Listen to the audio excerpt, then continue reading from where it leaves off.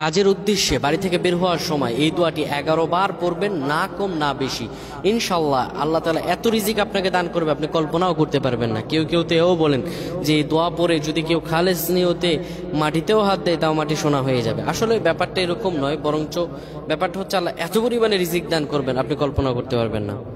আল্লাহ সুবহানাহু ওয়া তাআলা বলেন, ইয়া আইয়ুহাল্লাযীনা আমানু ইসতাঈনু বিস-সাবরি ওয়াস-সালাহ ইন্নাল্লাহা মা'আস সাবিরিন।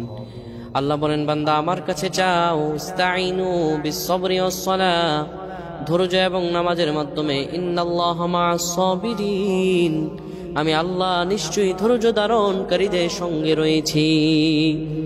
আল্লাহর কাছে যদি কেউ চায়, যখন আপনি ঘর থেকে বের হবেন 11 বার রিজিকের উদ্দেশ্যে পড়বেন ইয়া ওয়াহাবু ইয়া ওয়াহাবু ইয়া ওয়াহাবু, এরপরে 11 বার দুরূদ শরীফ পড়বেন, এরপরে সূরা ফাতিহা 11 বার পড়ে আল্লাহ রব্বুল আলামিনের কাছে যদি দোয়া করতে পারেন, আমার আল্লাহ আপনার সব দোয়াগুলো কবুল করে নেবেন। সুবহানাল্লাহ।